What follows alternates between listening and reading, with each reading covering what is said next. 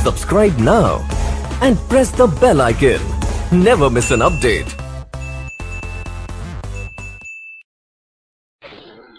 जी, आज के लेक्चर का आगाज करते हैं। सबसे पहले प्रीवियस लेक्चर में से कोई क्वेश्चन पूछना चाहते हो तो पूछ लीजिए। प्रीवियस लेक्चर में से कोई क्वेश्चन। फैमिली सेटलमेंट कंसेप्ट हमारा जनरल रूल ये है कि जो स्ट्रेंजर टू दी कॉन्ट्रैक्ट है, यानी जिसने एग्रीमेंट पे साइन नहीं किए, वो पार्टी टू दी एग्रीमेंट नहीं है, वो बंदा उस कॉन्ट्रैक्ट को इन्फोर्स नहीं करवा सकता, चाहे उस कॉन्ट्रैक्ट में उसका जिक्र भी क्यों ना हो। लेकिन अगर वो थर्ड पार्टी एग्रीमेंट किया गया है फैमिली अरेंजमेंट्स के लिए, ठीक है, मतलब फैमिली डिस्प्यूट्स थे, उनको रिजॉल्व करने के लिए एग्रीमेंट किया गया है, तो इस सिलसिले में चाहे वो एग्रीमेंट फैमिली के बड़ों के दरमियान में हुआ हो, वो जिन लोगों से रिलेट करता है वो भी इन्फोर्स करवा सकते हैं उसको। ठीक, और भी क्वेश्चन। ट्रस्ट और चार्ज का मतलब ये है, ट्रस्ट का मतलब ये है, ट्रस्ट और चार्ज सिमिलर कंसेप्ट मतलब कॉन्टेक्स्ट में यूज हो रहे हैं कि प्रॉपर्टी बेसिकली है किसी और की, ठीक है, वो बेनिफिशियरी की है, लेकिन ट्रस्टी के हवाले की जाती है। क्यों? ताकि वो उसकी देखभाल करे और मुनासिब वक्त पे बेनिफिशियरी को हैंड ओवर कर दे। अब जो ट्रस्ट में एग्रीमेंट होता है वो ट्रस्टर और ट्रस्टी के दरमियान में होता है, लेकिन बाद में अगर ट्रस्टी उस एग्रीमेंट पे अमल ना करे, बेनिफिशियरी भी उसको इन्फोर्स करवा सकता है। हालांकि वो असूली तौर पे स्ट्रेंजर टू दी कॉन्ट्रैक्ट है, कॉन्ट्रैक्ट में पार्टी नहीं है, लेकिन वो करवा सकता है। एक्सेप्शन जी। असाइनमेंट ऑफ कॉन्ट्रैक्ट में क्या सिर्फ राइट्स ट्रांसफर होते हैं या लायबिलिटीज भी ट्रांसफर होती हैं? इसमें राइट्स और लायबिलिटीज दोनों ट्रांसफर होती हैं। जी, और भी क्वेश्चन? जी, आज के कंसेप्ट की तरफ चलते हैं। आज हम चैप्टर स्टडी करने जा रहे हैं फ्री कंसेंट, चैप्टर 6 है हमारा। इससे पहले हमने चैप्टर 2 में elements, essential elements of contract study किए, और फिर इसके बाद अभी तक हम वन बाय वन उन एलिमेंट्स को डिटेल में स्टडी कर रहे हैं। चैप्टर 3 में हमने ऑफर एंड एक्सेप्टेंस को स्टडी किया। चैप्टर 4 में हमने कैपेसिटी ऑफ पार्टीज को डिस्कस किया, पार्टीज कॉम्पिटेंट टू कॉन्ट्रैक्ट होनी चाहिए। चैप्टर 5 में हमने कंसिडरेशन को डिस्कस किया। आज के चैप्टर में हम स्टडी करने जा रहे हैं फ्री कंसेंट, फ्री कंसेंट के बारे में। ये चैप्टर आज हम कंप्लीट डिस्कस नहीं करेंगे, ठीक है, इस पे कल का लेक्चर भी लगेगा। कंसेंट होती है क्या? सबसे पहले फ्री कंसेंट से पहले यह समझना जरूरी है कि कंसेंट क्या है। कंसेंट का मतलब है कि दो लोग एक ही चीज पे एग्री हो जाए। When two person agree on same thing in the same sense, एक ही चीज पे जब दो लोग एग्री हो, इन्हें कहा जाता है कंसेंट। ठीक है, जैसे फर्ज कीजिए, अगर मिस्टर ए मिस्टर बी को ये कहता है कि मेरे पास, आप क्या मेरी गाड़ी खरीदेंगे, और मिस्टर ए के पास दो गाड़ियां, व्हाइट और ब्लैक। मिस्टर ए के जहन में है व्हाइट की ऑफर कर रहा हूं, मिस्टर बी के जहन में है कि शायद ब्लैक की ऑफर की जा रही है। अगर मिस्टर बी यस कर दे, क्या कॉन्ट्रैक्ट हो जाएगा दोनों पार्टीज के दरमियान में? नहीं, क्योंकि दोनों parties same term same thing पे एग्री नहीं कर रही, उनका पॉइंट ऑफ व्यू डिफरेंट है, उनके जहन में डिफरेंट अनसर्टेनिटी भी है इसमें। इसीलिए कंसेंट को समझना पहले जरूरी है। फिर इसके बाद कंसेंट फ्री होनी चाहिए। हमारे इस चैप्टर का असल फोकस ये है कि कंसेंट फ्री कब नहीं होती, और अगर कंसेंट फ्री नहीं है तो इसका कॉन्ट्रैक्ट के स्टेटस पे क्या फर्क पड़ेगा। कहता है फ्री कंसेंट का मतलब क्या है? कंसेंट उस वक्त फ्री नहीं होगी जब क्या है? Coercion, undue influence, misrepresentation, fraud, mistake. कहता है इन 5 चीजों में से कोई एक चीज भी है अगर कॉन्ट्रैक्ट में, तो हम कहेंगे कि यहाँ पे पार्टीज की फ्री कंसेंट नहीं है। पर अगर पार्टी की फ्री कंसेंट नहीं है तो कॉन्ट्रैक्ट वैलिड नहीं। ये 5 चीजें, यानी इनमें से कोई एक चीज भी होगी तो हमारा कॉन्ट्रैक्ट वैलिड नहीं होगा, उसकी वैलिडिटी डाउटफुल हो जाएगी। कौन कौन सी 5 चीजें हैं? Coercion, undue influence, misrepresentation, fraud, mistake. Coercion का मतलब क्या है कि आप किसी से कोई जोर जबरदस्ती प्रेशराइज करके, धमकी देके उससे एग्रीमेंट करवा लें। अनड्यू इन्फ्लुएंस का मतलब है आप किसी को इमोशनली ब्लैकमेल करके उससे एग्रीमेंट करवाएं। इन दोनों में फर्क है, ये क्राइम है। क्वेश्चन, अगर आप किसी से फॉर एग्जांपल गन पॉइंट पे किसी को कत्ल की धमकी देके एग्रीमेंट करते हैं, ये क्वेश्चन में आएगा। और अनड्यू इन्फ्लुएंस क्या है कि आपका किसी के साथ कोई ऐसा क्लोज रिलेशनशिप है जिसकी वजह से आप उसको इमोशनली ब्लैकमेल कर सकते हैं। तो अगर आप उस अपने रिलेशन को यूज करते हुए कोई एग्रीमेंट करते हैं, इसे कहा जाएगा अनड्यू इन्फ्लुएंस। नेक्स्ट, मिसरिप्रेजेंटेशन और फ्रॉड। मिसरिप्रेजेंटेशन का मतलब है, दोनों में कॉमन क्या है कि आपने कोई गलत स्टेटमेंट बताई किसी पार्टी को और उसने उसकी बेस पे एग्रीमेंट कर लिया। अगर तो हम उस स्टेटमेंट को हमने जानबूझ के बताया, हमें पता था ये स्टेटमेंट गलत है, जानबूझ के बताया, इसे कहेंगे फ्रॉड। और अगर हमें नहीं पता था, अनजाने में हमने कोई गलत स्टेटमेंट दे दी जिसकी बेस पे उस पार्टी ने हमसे कॉन्ट्रैक्ट कर लिया, ये होगा मिस रिप्रेजेंटेशन। ठीक है, अगेन मिस रिप्रेजेंटेशन क्राइम नहीं है, फ्रॉड जो है ये क्राइम है। मिस्टेक यानी कोई गलती कर दी आपने, किसी गलतफहमी की वजह से एग्रीमेंट कर लिया। ये है 5 सिचुएशंस जिनमें कंसेंट को फ्री नहीं समझा जाएगा। एग्जाम में इनमें से कोई एक भी सिचुएशन आ गई क्वेश्चन में तो हम कहेंगे इस सिचुएशन में कंसेंट फ्री नहीं है। अब हमने रिमेनिंग चैप्टर में क्या करना है, वन बाय वन हर एक रीजन को, फ्री कंसेंट ना होने की रीजन को डिटेल में स्टडी करना है। सबसे पहले स्टार्ट करते हैं क्वेश्चन। क्वेश्चन की डेफिनेशन क्या है? वो कहता है, क्वेश्चन का मतलब ये है कमिट करना एन एक्ट, ऐसा काम जो फॉरबिडन बाय लॉ, जिसको पाकिस्तान का कानून मना करता है। पाकिस्तान का कानून कहता है कि ये जुर्म है, ऐसा एक्ट करना कि जो पाकिस्तान के कानून के मुताबिक जुर्म है, और वो एक्ट किस नियत से करना, to make a contract, contract करने के लिए, इसे कहेंगे क्वेश्चन। जैसे फर्ज कीजिए ए ने गन पॉइंट पे बी से ये कहा कि यहाँ तो अपनी गाड़ी मुझे 10,000 में बेचिए, यहाँ गोली खाने को तैयार हो जाए। उसने गाड़ी बेच दी 10,000 में, क्या फ्री कंसेंट है? कौन सी वाली सिचुएशन एप्लीकेबल है? क्वेश्चन। कहते हैं क्वेश्चन का इफेक्ट क्या है? इफेक्ट इसका यह है कि ये कॉन्ट्रैक्ट जो होगा वॉइडेबल होगा। किसके लिए? Voidable at option of aggrieved party. Aggrieved party कौन है भाई? जिसके सर पे गन रखी गई थी वो एग्रीव्ड पार्टी है, जिसने गन रखी थी वो एग्रीव्ड पार्टी नहीं है। ये वॉइडेबल है। वॉइडेबल का मतलब क्या होता है? चाहे तो वो इसको रिसाइन कर दे, चाहे इसको रिसाइन ना करे। अगर वो इसे कैंसिल कर देता है, रिसाइन कर देता है, तो फिर बताइए जो 10,000 लिया था वो वापस करना पड़ेगा कि नहीं? बिल्कुल। इफ कॉन्ट्रैक्ट इज साइंड तो बेनिफिट्स को, जो भी एक दूसरे से लिया दिया गया होगा, वो बेनिफिट्स को रिस्टोर किया जाएगा। रिस्टोर का मतलब रिटर्न किया जाएगा। तो क्वेश्चन का अब ये अलग बात है कि वो पार्टी चाहे तो उसके खिलाफ कोई ताज़ीरात पाकिस्तान के तहत मुकदमा भी दर्ज करवा दे, क्योंकि जाहिर है उसने गन पॉइंट के ऊपर उससे कॉन्ट्रैक्ट करवाया है। लेकिन हम सिर्फ कॉन्ट्रैक्ट एक्ट का स्कोप पढ़ रहे हैं कि कॉन्ट्रैक्ट पे इसका क्या इफेक्ट होगा। तो ऐसा कॉन्ट्रैक्ट जो क्वेश्चन से किया गया है वो वाइडेबल है at the option of aggrieved party. अगर उसे रिसाइन किया जाता है तो वो बेनिफिट्स को रिस्टोर करना पड़ेगा। बेनिफिट्स रिस्टोर करने का मतलब है जो भी एक दूसरे से लिया दिया रिटर्न करना पड़ेगा। ये सिंपल पहली सिचुएशन है क्वेश्चन। ये क्लियर हो गई? कोई कंफ्यूजन तो नहीं? आगे चलते हैं। Next, undue influence. Undue influence का मतलब क्या है? ये जरा अनड्यू इन्फ्लुएंस समझने की कोशिश कीजिएगा। इन शॉर्ट इसका मतलब होता है इमोशनली ब्लैकमेल करना किसी को और उसकी बेस पे कॉन्ट्रैक्ट करना। कह रहा है when one party has close relationship. Close relationship और कौन सा? डोमिनेटिंग।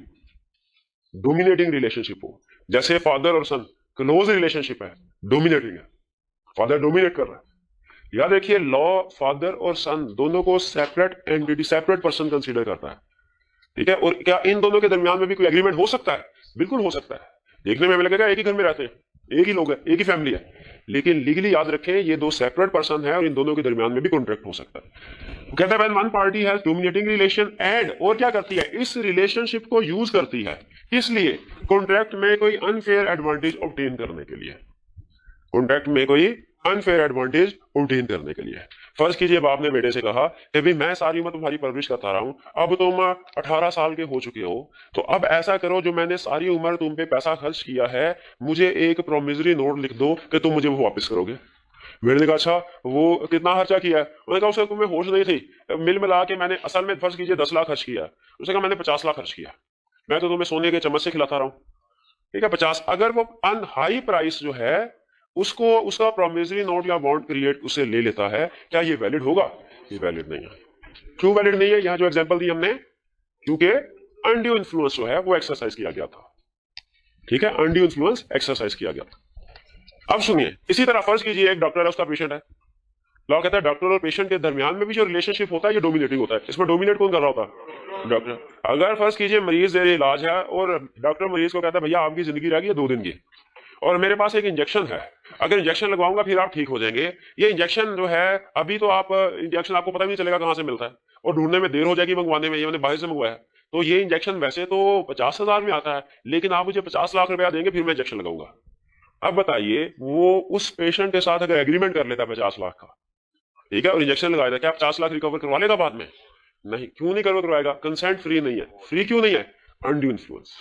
तो अनड्यू इन्फ्लुएंस कब क्रिएट होता है? When one party has close relationship relationship dominating हो। अच्छा, क्लोज रिलेशनशिप का मतलब लाजमी नहीं फैमिली रिलेशनशिप हो, ठीक है। जैसे हमने डॉक्टर और पेशेंट वाली एग्जांपल जो दी, इसमें डोमिनेटिंग रिलेशनशिप है, डोमिनेटिंग रिलेशनशिप है लेकिन फैमिली रिलेशनशिप नहीं। और इस रिलेशन को यूज किया जाए अनफेयर एडवांटेज ऑब्टेन करने के लिए।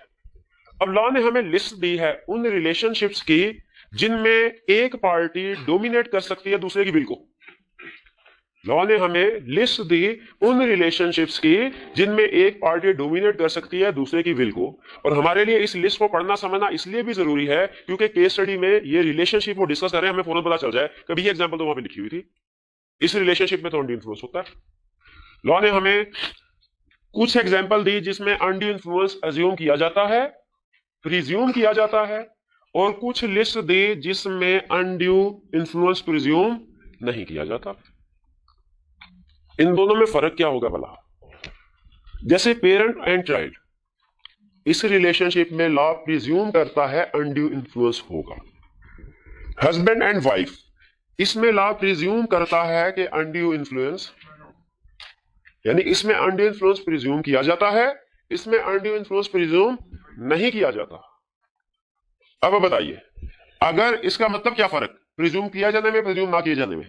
चाइल्ड पहुंच जाए कोर्ट के पास, कहे सर मेरे फादर ने मेरे साथ एग्रीमेंट किया, उसमें अनड्यू इन्फ्लुएंस एक्सरसाइज किया गया था, ठीक है, इसलिए मैं उस कॉन्ट्रैक्ट को नहीं मानता। क्या कोर्ट उसे कहेगी सबूत लाओ कि तुम्हारे फादर ने अनड्यू इन्फ्लुएंस किया था? नहीं, कोर्ट चाइल्ड की बात को प्रिज्यूम करेगी, लेकिन फैसला अभी नहीं देगी। पेरेंट फादर को बुलाएगी, कहेगी भाई आपके चाइल्ड ने कहा है कॉन्ट्रैक्ट अनड्यू इन्फ्लुएंस पे बेस कर रहा था, आप अगर आपके ऊपर बर्डन ऑफ प्रूफ है, हम अगर आप दोनों साइलेंट रहते हैं हम एज्यूम करेंगे चाइल्ड ठीक कह रहा है, लेकिन अगर आप चाइल्ड की बात को गलत साबित कर दें फिर फैसला आपके हक में होगा, यानी बर्डन ऑफ प्रूफ पेरेंट के ऊपर है, ठीक है। ये सारी एग्जांपल जो हैं इनमें जो डोमिनेटिंग पार्टी है इसने प्रूव करना होता है कि अनड्यू इन्फ्लुएंस नहीं था, वरना लॉ क्या प्रिज्यूम करेगा, अनड्यू इन्फ्लुएंस था और उसकी बेस पे कॉन्ट्रैक्ट को वाइडेबल करार दे दिया जाएगा, इनवैलिड। फर्क, अच्छा अगर इस सिचुएशन में हस्बैंड एंड वाइफ, फर्ज कीजिए वाइफ जाए कोर्ट में और कहे कि जी हस्बैंड ने जो है वो प्रेशराइज करके तो ये एग्रीमेंट किया मेरे साथ, इसको इनवैलिड करार दिया जाए, क्या कोर्ट एज्यूम करेगा? अब की बार कोर्ट हस्बैंड को नहीं कहेगा प्रूफ करो कि तुमने अनड्यू इन्फ्लुएंस एक्सरसाइज नहीं किया, बल्कि वाइफ से कहेगा प्रूफ करो कि अनड्यू इन्फ्लुएंस एक्सरसाइज हुआ था। इन रिलेशनशिप में बर्डन, देखिए अनड्यू इन्फ्लुएंस इधर भी हो सकता है इधर भी हो सकता है, प्रिज्यूम करने का या ना करने का मकसद ये नहीं है मतलब कि इसमें हो ही नहीं सकता, हो सकता है। क्वेश्चन ये है कि प्रूफ कौन करेगा, प्रूफ कौन करेगा? यहां पे लॉ प्रिज्यूम करता है कि जो जूनियर पार्टी है उसमें अनड्यू इन्फ्लुएंस हुआ है, डोमिनेटिंग पार्टी ने प्रूफ करना है कि अनड्यू इन्फ्लुएंस नहीं हुआ। यहां पे जो पार्टी इल्जाम लगा रही है उसने प्रूफ करना है। फर्क समझ आया? अब पढ़ते हैं हम और भी केसेस, एग्जांपल्स जिनमें अनड्यू इन्फ्लुएंस प्रिज्यूम किया जाता है। पेरेंट एंड चाइल्ड, ये क्लियर हो गया। फिर guardian and ward, guardian and ward का मतलब क्या है? वार्ड माइनर, गार्डियन का कंसेप्ट पढ़ा ना, माइनर में हमने पढ़ा था। तो जो जेरे कफालत बच्चा है उसको कहते हैं वार्ड।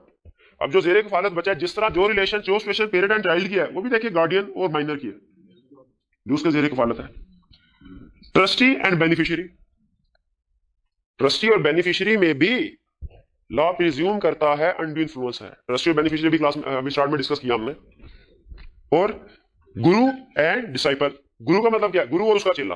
अगर फर्ज कीजिए कि गुरु जो है कोई पंडित है, उसके पास चेला उसकी खिदमत में है और वो चेले से कहता है कि भाई तुम्हें स्वर्ग में जगह तभी मिलेगी जब तुम अपनी जगह जो है मेरे नाम कर दोगे, ठीक है। वो उस वक्त प्रेशराइज होके उसने जगह नाम कर दी, क्या बाद में वो कॉन्ट्रैक्ट को अवॉइड कर सकता है?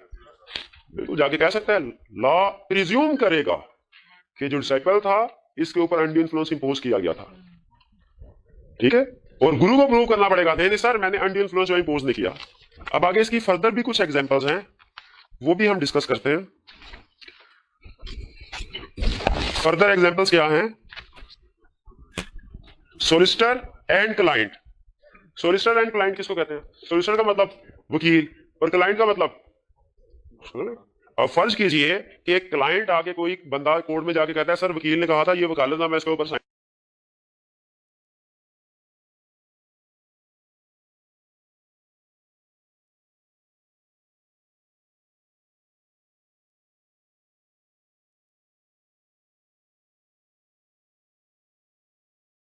साइन कर दो। अब मैंने साइन कर दिए तो उसके बाद पता चला ये वकालतनामा नहीं है तो कुछ और था, और यहाँ इन्होंने मुझे अनड्यू इन्फ्लुएंस किया है। उन्होंने कहा जी अगर तुम मुझे बहुत ज्यादा पैसे, बड़ी फीस नहीं दोगे तो मैं आपका जो मुकल रिश्तेदार है केस जो है वो ऐसा लड़ूंगा कि उसको फांसी हो जाएगी। वैसे तो वकील को हायर किया गया था उस पार्टी को सेव करने के लिए, लेकिन अगर वो वकील प्रेशराइज करे और कहे कि आपने मुझे मेरी हाई फीस नहीं की जो कि मार्केट रेट से बहुत ज्यादा है, तो मैं केस को गलत तरीके से लड़ूंगा, आपके बंदे को फांसी हो जाएगी। तो इसमें लॉ अज्यूम करेगा कि अनड्यू इन्फ्लुएंस है। नेक्स्ट, डॉक्टर एंड पेशेंट, ये भी एग्जांपल स्टडी कर लिया हमने। फिर कॉन्ट्रैक्ट्स विद पर्दानशीन लेडी और other completely ignorant and illiterate person. ये पर्दानशीन लेडी जरा अंडरलाइन करें। इसका मतलब क्या है? इसका मतलब ये नहीं है कि ऐसे लोग या ऐसी खवातीन जो कि पर्दा करते हैं। लॉ ने इस टर्म का मीनिंग क्या दिया? वो कहता है देखिए, अगर आप फॉर एग्जांपल हमारी देहात वगैरह में जाए तो वहां पे हमारी माई बहनें ऐसी होती हैं कि उन्हें बाहर के मामला का कुछ अंदाजा नहीं होता, वो घर में ही रहती हैं और वो कोई पढ़ी लिखी भी नहीं होती, ठीक है, उनको कुछ नहीं पता ये एग्रीमेंट किया जा रहा है, इंग्लिश दूर की बात है, उन्हें अक्सर उर्दू भी नहीं पढ़नी आती। ऐसी खवातीन को लॉ ने टर्म दी पर्दानशीन लेडी, और इसी तरह के दूसरे भी इलिटरेट पर्सन। तो कहता है अगर इनके साथ कोई एग्रीमेंट किया जाए तो लॉ प्रिज्यूम करता है चूंकि इनको बाहर की दुनिया का, बाहर के तिजारती मामलात का, दूसरी चीजों का इतना पता नहीं होता, तो अगर ये किसी पे इल्जाम लगाएं कि अनड्यू इन्फ्लुएंस के जरिए से एग्रीमेंट किया गया था, तो लॉ इन लोगों को फेवर देगा। क्लियर हुई है बात? तो ये हमारी कुछ एग्जांपल्स हैं जिनमें लॉ एज्यूम करता है कि अनड्यू इन्फ्लुएंस होगा। अनड्यू इन्फ्लुएंस एज्यूम करने का मतलब क्या है कि यहाँ पे जो एग्रीव्ड पार्टी है उसने साबित नहीं करना, बल्कि जो डोमिनेटिंग पार्टी है उसने साबित करना है। क्या साबित करना है? कि अनड्यू इन्फ्लुएंस नहीं था। फिर लॉ आगे फर्दर गाइड करता है, कहता है आप अगर ये साबित करना चाहते हैं ना कि अनड्यू इन्फ्लुएंस नहीं था, आपने 3 चीजें साबित करनी है। अगर ये साबित करना चाहते हैं कि अनड्यू इन्फ्लुएंस नहीं था, क्या 3 चीजें? पहले, आपने ये साबित करना है कि जो पार्टी जिसको डोमिनेट किया गया है उसको आपने फुल डिस्क्लोजर दे दिया था, सारे मामला जो है वो तफसील से आगाह कर दिए थे। जैसे फर्ज कीजिए ये भाई है, मैंने इनसे कहा भैया वो तुम्हारी जो है वो प्रॉपर्टी है कोई उस जगह पे, उधर तो गवर्नमेंट जो है वो मकान सारे गिराने लगी है, तो तुम्हारा घर जो है वो भी गिर जाएगा, तुम ऐसा करो ये घर मुझे आधी कीमत में बेच दो, ठीक है, और अगर नहीं बेचोगे तो देखो मैं क़यामत वाले दिन तुम्हें बख्शूंगा नहीं, ठीक है, माफ नहीं करूंगा, तुमने उस्ताद का दिल दुखाया, और देखना फिर आई के आपका जब पेपर आएगा तुम्हारे साथ होता गया। वो भाई डर गए, उनका मकान तो बाद में भी बन जाएगा, इस पहले से ये तो करें। इन्होंने अगर मुझे सेल कर दिया, बताइए अब ये भाई अगर कोर्ट में जाते हैं बाद में कि मुझे ये जो ट्रांजैक्शन हुई है मैं इसको इनवैलिडेट करार देना चाहता हूं, क्या इनवैलिड करार दे सकते हैं? बिल्कुल। अच्छा, कोर्ट किससे कहेगा कि प्रूव करें? मुझे एज्यूम करेगा कि अनड्यू इन्फ्लुएंस एज्यूम करेगा कि नहीं? किस एग्जांपल की वजह से? ये गुरु एंड सर्कल की वजह से, ठीक है, गुरु एंड चेला की वजह से, वही उस्ताद और शागिर्द भी वही। अच्छा, अब मैंने कोर्ट में जाके अगर ये साबित करना है कि ये ट्रांजैक्शन में अनड्यू इन्फ्लुएंस नहीं था, कैसे साबित करूंगा? ये 3 चीजें। पहली चीज फुल डिस्क्लोजर, मैं सर मैंने सारे मामला बता दिए थे और सही थे, ठीक है। फिर नेक्स्ट, प्राइस वाज एडिक्वेट, जो प्राइस एग्री हुई वो भी एडिक्वेट थी, मार्केट वैल्यू के बराबर थे। और तीसरी चीज, weaker party obtain independent advice, weaker party है वो इस पोजीशन में थी कि वो किसी भी दूसरे इंडिपेंडेंट पर्सन से एडवाइस ले सकती थी, उसने एडवाइस लिया, उसके बाद फैसला किया, सिर्फ मेरे प्रेशर में आके फैसला नहीं किया। ये 3 चीजें जब हम प्रूव कर देंगे कोर्ट में, तो डोमिनेटिंग पार्टी, तो फिर कोर्ट फैसला किसके हक में देगा? डोमिनेटिंग पार्टी के। हालांकि इनिशियली कोर्ट ने प्रिज्यूम किया था कि अनड्यू इन्फ्लुएंस है, अगर हम साइलेंट रहते, कुछ भी साबित ना कर पाते, फैसला दूसरी जूनियर पार्टी के हक में हो जाता।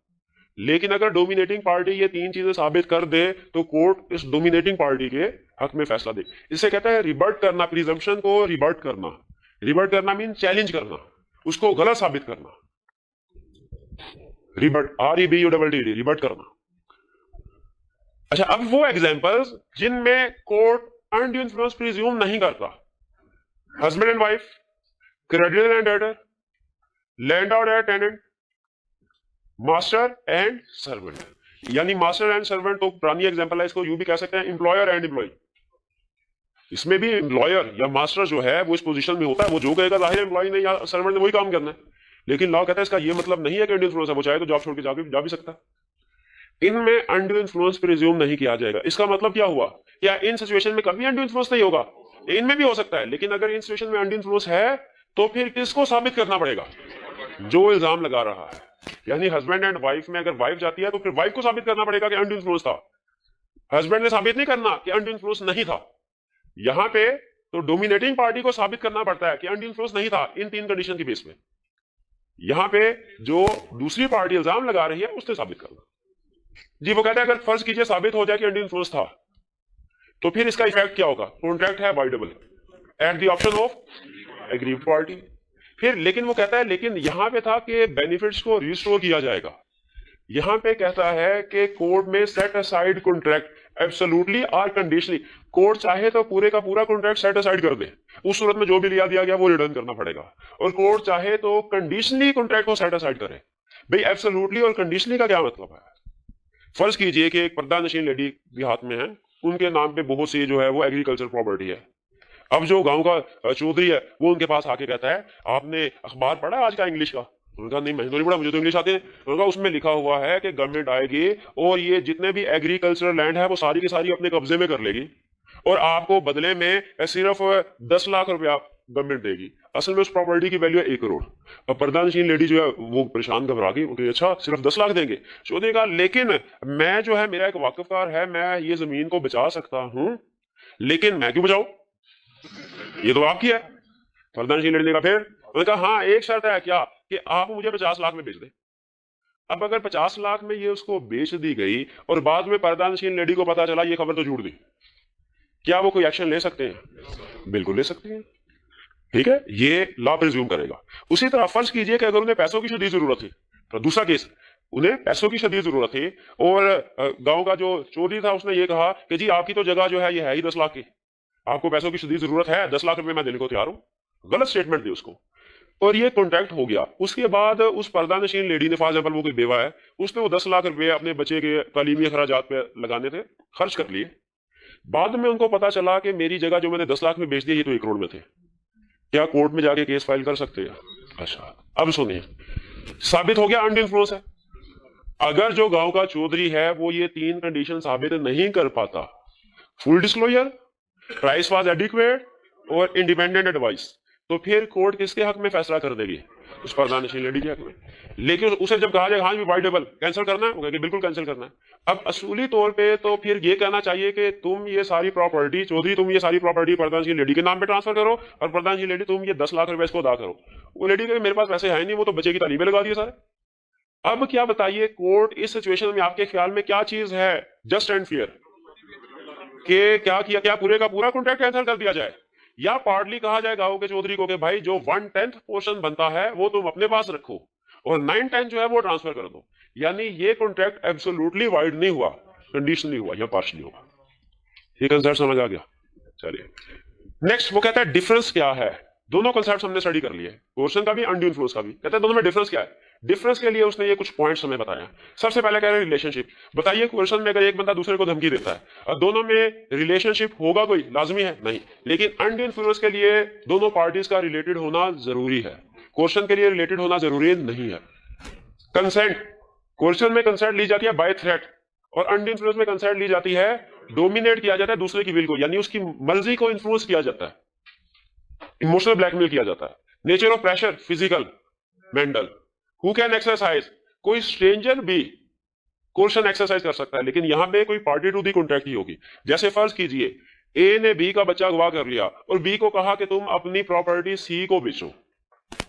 अब देखिए बेसिकली जो कोर्सन एक्सरसाइज किया वो सी ने नहीं की, ठीक है, वो तो ए ने किया, बी ने किया। लेकिन अगर अनड्यू इन्फ्लुएंस का केस होता तो इसमें कोई स्ट्रेंजर अनड्यू इन्फ्लुएंस इंपोज नहीं कर सकता। अनड्यू इन्फ्लुएंस सिर्फ और सिर्फ रिलेटेड पार्टी ही जो जिस जो कॉन्ट्रैक्ट कर रही है वो इंपोज कर सकती है। प्रिजम्पशन, फिर सुन लीजिए, कंसेप्ट ये है कि कोर्सन कौन एक्सरसाइज कर सकता है और अनड्यू इन्फ्लुएंस कौन एक्सरसाइज कर सकता है। अनड्यू इन्फ्लुएंस हमेशा वही पार्टी एक्सरसाइज करेगी जो कि कॉन्ट्रैक्ट में जो दो रिलेटेड है उस पर्सन के साथ और वो अपने नाम से कॉन्ट्रैक्ट करवा रही होगी। यानी गुरु और चेले में अगर रिलेशनशिप है, अनड्यू इन्फ्लुएंस है, तो गुरु जो है वो चेले से प्रॉपर्टी अपने नाम पे ट्रांसफर करवाएगा, उसे ये नहीं कहेगा भाई दूसरे चेले के नाम पे ट्रांसफर कर दो। लेकिन हो सकता है कि कोई दूसरा चेला पहले चेले के बच्चे को हुआ करके ये कहे कि ये प्रॉपर्टी तीसरे चेले के नाम पे ट्रांसफर कर दो, ठीक है, इसमें ये पॉसिबल है, क्वेश्चन में पॉसिबल है। मे बी जो पार्टी, देखिए बात दो ट्रेडर्स थे, वो एक दूसरे के साथ उनका कोई डीलिंग चल रही थी कि दुकान बेचनी है। पहले ट्रेडर ने कहा मैंने नहीं बेचनी, दूसरे ने कहा नहीं बेचने भाई, उन्होंने कहा नहीं। पहले वाले ट्रेडर ने क्या किया, उसने कोई गुंडा बदमाश थे उनको सवारी दे दी, उसने कहा भाई इसको भगा दो या इसको पहले जो है वो अगवा कर लो, अगर माने तो ठीक है वरना इसको उड़ा देना। अब बताइए ये सिचुएशन कौन सी होगी, कोर्शन की होगी, अनड्यू इन्फ्लुएंस की होगी? इसमें जो पर्सन कोर्शन एक्सरसाइज कर रहा है, क्या वो ट्रेडर है? वो स्ट्रेंजर है, स्ट्रेंजर है, हाँ जी बिल्कुल। लेकिन अनड्यू इन्फ्लुएंस में जो मेन पार्टी होगी वही अपनी पोजीशन को एक्सप्लॉइट करेगी। क्लियर हो गया भाई? प्रिजम्पशन, कोर्शन में प्रिज्यूम किया जाएगा कि कोर्शन है या नहीं किया जाएगा। कोर्शन में प्रूव करना पड़ेगा, अनड्यू इन्फ्लुएंस में प्रूव नहीं करना पड़ता, लेकिन इन केसेस में प्रूव करना पड़ेगा। नेचर ऑफ लाइबिलिटी क्या है? कोर्शन एक क्राइम है, क्रिमिनल एक्ट के मुताबिक भी, क्रिमिनल लॉ के मुताबिक भी सजा मिल सकती है, जबकि अनड्यू इन्फ्लुएंस क्राइम नहीं है। जी फर्क समझ आया दोनों में? कोई कंसेप्ट अगर आपको क्लियर ना हो तो पूछ लीजिए, वरना फिर केस स्टडी की तरफ चल रहे। वीकर पार्टी, देखिए जब डोमिनेटिंग पार्टी ने प्रूव करना है तो उसने तीन चीजों को प्रूव करना है, रिबट करना है प्रिजम्पशन को ऑफ अनड्यू इन्फ्लुएंस को तीन बेसिस पे करना है। पहला कि फुल डिस्क्लोजर, सारी इंफॉर्मेशन बता दी गई थी। दूसरा प्राइस एडिक्वेट थी। तीसरा वीकर पार्टी को बकायदा मौका दिया गया था कि वो अगर चाहे तो किसी अक्लमंद आदमी से मशवरा कर ले ट्रांजैक्शन से पहले, और उसने मशवरा किया भी, उसके बाद फैसला किया। तो कोर्ट कहेगा ठीक है, इसका मतलब है आपने एडवाइस ली, इंडिपेंडेंट एडवाइस ली, थर्ड पार्टी तीसरे लोगों से मशवरा किया, उसके बाद फैसला किया, तो फिर इसमें अनड्यू इन्फ्लुएंस नहीं है। डिस्क्लोजर का मतलब सारे के सारे रेलिवेंट फैक्ट्स डिस्क्लोज किए जाए, कोई चीज छुपाई ना जाए उससे कॉन्ट्रैक्ट करते हुए। चलिए अब क्वेश्चन की तरफ आते हैं, केस स्टडीज। अच्छा क्वेश्चन 4 है, ये केस स्टडी काट दीजिए, ये वो इंडियन एग्जांपल है, इसको डिस्कस करने की जरूरत नहीं, मिलती जुलती केस स्टडी आगे आ जाएगी। क्वेश्चन 5 पेज 45 पे है।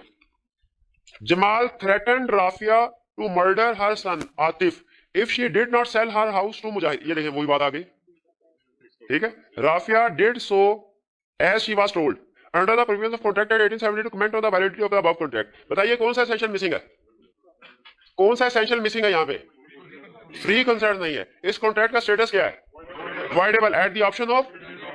बताइए अनड्यू इन्फ्लुएंस है या कोर्शन है? अच्छा बताइए कौन पार्टी दूसरी कॉन्ट्रैक्ट कर रही है, यहाँ के अदर पार्टी? अदर पार्टी, ठीक है, हाँ जी स्ट्रेंजर। ये मुजाहिद नहीं कहा, वो तो जमाल ने धमकी दे रहा है। 5 clear. Next 8, A advances money to his son B during his minority. Upon B's coming of age, A obtains by misuse of parental influence. Misuse of parental influence को underline करें। A bond from B for a greater amount than the sum due in respect of the advance. Is B bound to pay the bond? ये bond कर ली, spelling mistake है। बताइए क्या B liable है bond पे करने के लिए? अच्छा एक तो हमारा वो कैपेसिटी ऑफ पार्टी वाला कंसेप्ट आ जाएगा ना, कि जब उसने एग्रीमेंट साइन किया वो माइनर था, माइनर थ्रू एग्रीमेंट जो है लायबल टू पे नहीं है, उसकी लायबिलिटी नहीं होती, और जब वो मेजर हो जाए तब वो उस कॉन्ट्रैक्ट को रेटिफाई भी नहीं कर सकता, एक वो भी कर सकता। लेकिन यहाँ पे जो उसने पेरेंटल इन्फ्लुएंस का वर्ड यूज किया है, हमें वो कंसेंट की तरफ लेके आना चाह रहा है। इसमें बताइए अनड्यू इन्फ्लुएंस है? अच्छा बताइए कि ये अनड्यू इन्फ्लुएंस प्रिज्यूम किया जाएगा इस रिलेशनशिप में, क्या नहीं किया जाएगा? किया जाएगा, बिल्कुल ठीक है। तो इसमें किसने साबित करना है? क्या माइनर ने, जो माइनर था उसने साबित, बी ने साबित करना है कि मेरे फादर ने अनड्यू इन्फ्लुएंस एक्सरसाइज किया था, या फादर ने साबित करना है कि नहीं किया? करेक्ट।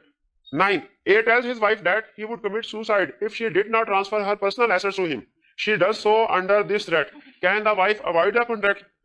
जी भाई अवॉइड कर सकती है, बिल्कुल कर सकती है, क्योंकि अनड्यू इन्फ्लुएंस पोर्शन नहीं है। ये पोर्शन तो तब होती जब उसको कत्ल करने की धमकी देता, ये अनड्यू इन्फ्लुएंस है, इमोशनल ब्लैकमेलिंग है, तो कॉन्ट्रैक्ट अनड्यू इन्फ्लुएंस। अच्छा बताइए, लेकिन ये तो उस लिस्ट में है जिसमें लॉ प्रिज्यूम नहीं करता, तो फिर इसका फर्क ये पड़ता है कि वाइफ को प्रूव करना पड़ेगा कि अनड्यू इन्फ्लुएंस था। 10, A is enfeebled by age and illness. B, his medical attendant uses his personal influence को फिर अंडरलाइन कर लें, over him and induces him to pay an unreasonable fee for his professional services. Can they avoid the contract? क्या doctor और patient में ये presumed relation, ये undue influence presume किया जाता है? अच्छा वो इस लिस्ट में तो नहीं है? हाँ है, लेकिन वो भाई हमारे टीए वो लिखना भूल गए, हाँ वो किताब में लिखा हुआ है डॉक्टर जी, तो अवॉइड कर सकता है। If so on what plea, किस बेस पे? ये कंसेंट फ्री नहीं थी अनड्यू इन्फ्लुएंस की वजह से। 11, A applies to a banker for a loan at a time. The banker agrees to make the loan only at an unusually high rate of interest. A accepts the loan on these terms. Subsequently, A pleads that the contract has been procured by exercising undue influence. Will this plea succeed? बताइए इसमें आपको कोई undue influence नजर आ रहा है? नहीं नजर आ रहा। और वैसे भी जो बैंकर और कस्टमर का रिलेशनशिप है वो अनड्यू इन्फ्लुएंस की सिचुएशन एग्जांपल्स में कवर नहीं होता, तो लॉ प्रिज्यूम करेगा बैंकर ने कोई अनड्यू इन्फ्लुएंस एक्सरसाइज नहीं किया, कस्टमर को साबित करना पड़ेगा।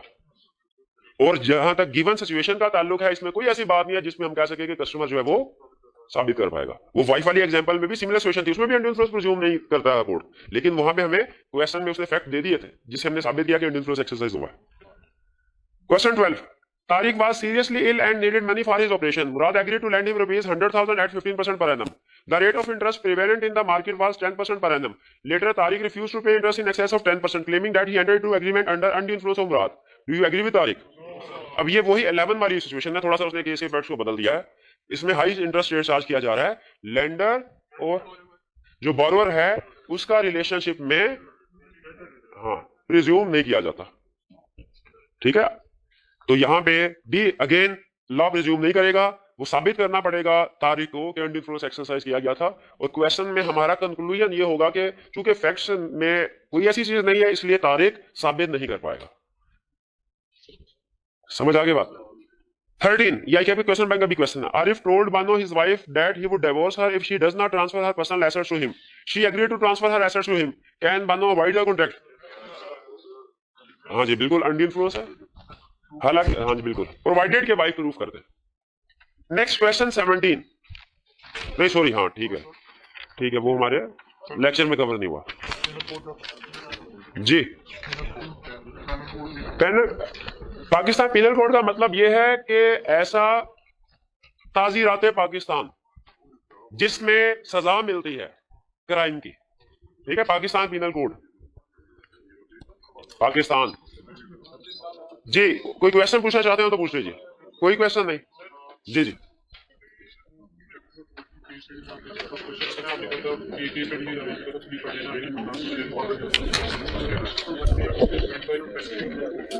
क्वेश्चन में चैप्टर 4 के क्वेश्चन में है what is meant by capacity of parties या कैपेसिटी टू कॉन्ट्रैक्ट का मतलब है person should be competent to contract. और फिर आप लिस्ट देंगे कि 3 पर्सन कॉम्पिटेंट टू कॉन्ट्रैक्ट नहीं होते। 3 तरह के person, minor, person of unsound mind,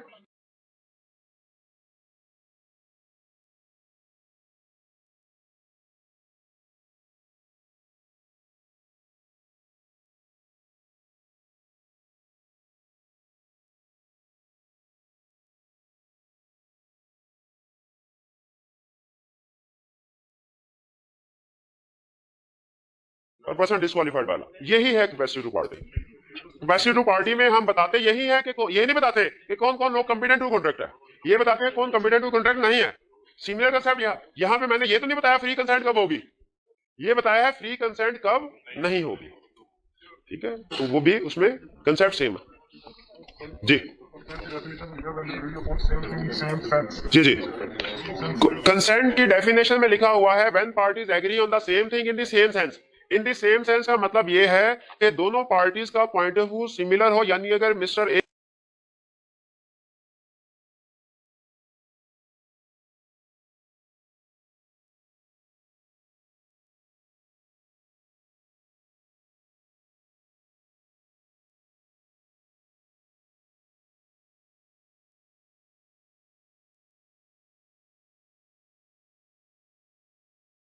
अपनी ब्लैक गाड़ी सेल करना चाह रहा है, मिस्टर बी भी ब्लैक गाड़ी ही बाय करना चाह रहा हूं। ठीक है, तो same thing and same sense एक ही, उसने सिर्फ जोर देने के लिए सेम सेंस का वर्ड यूज किया। चलिए आज का लेक्चर यहां खत्म करते हैं।